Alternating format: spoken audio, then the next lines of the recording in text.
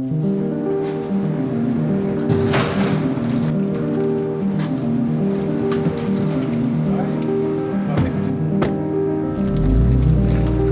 we're going to go to the east coast of Scotland. We've referenced a lot in the game. Graham and I have been many times over the years. We took Paul up when he joined the team. And I think this is Linda's first time. It is, yeah. So you're going to get a bit of a shock when you're in St. Amelia. As a QA lead, I think I have played probably 3,000 hours of this game, but I've actually never explored those real towns, so I'm excited to see it.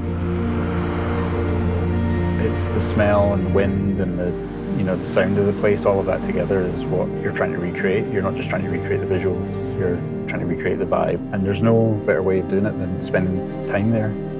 It's really important to not live your life behind a lens and just absorb the place when you're there. So I suppose it's always important for artists to get out and see the place that they're supposed to be making. Graham and I were chasing fog while I dragged Graham out with me. I was like, I need someone in front of the camera when I take these images.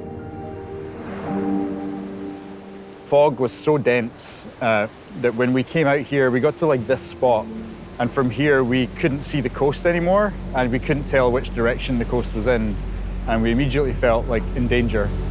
And we ended up with this shot here.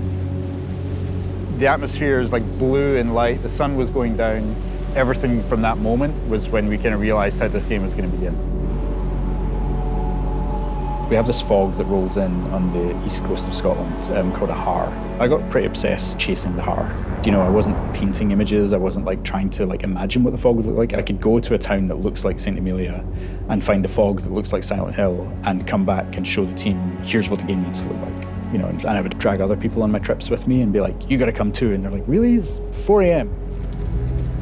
So that when we come back to the studio, we can try and recreate what we felt, not just what we saw.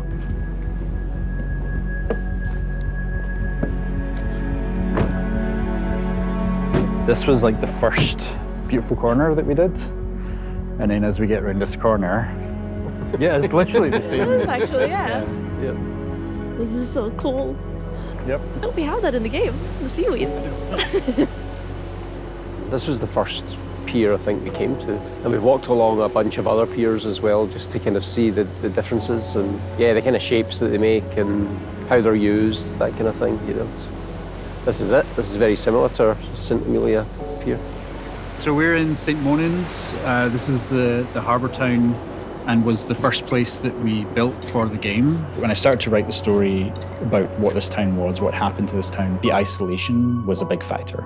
There's like an existential dread that comes with that. Silent Hill has always had a sense of like not being able to leave the town and face why you're there. That isolation isn't just for the protagonist, but also for the town. It's like they've got to do what they've got to do. You just have to get on with it and you have to solve the problem. There's no running away. It's surreal. I think it's because a lot of stuff are so similar to in-game, even like the slanted walls, the colors. Wherever the benches are placed is exactly the same as in-game. These alleyways kind of snake through the entire town. They're really fun to walk up and down in real life, but when you've got a monster chasing you, it's just not a nice place to be. Coming up there, this was one of the slopes that when I first came here, I was like looking at all the textures. And luckily Unreal allows us with nanite to just sort of layer on loads of meshes and textures on top of each other. I don't know what this is. Bits of like rag and tarpaulin, like the glove, for instance, there. It's just like layers upon layers upon layers of life and history. You're mimicking several hundred years worth of life. That's what we aim to do. And a lot of the time, the player will just sort of walk around and absorb it, and they won't know why it feels like a real place, but the effort that we've put in will make them feel like it's a real place, and it will give them that sense of history, and yeah.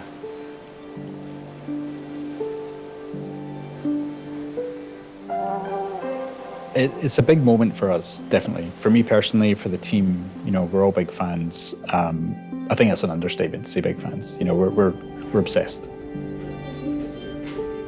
To be trusted with a franchise like this, it's an honor, and we want to make sure we ace it. So we're giving it our all to create something that's really new and really unique.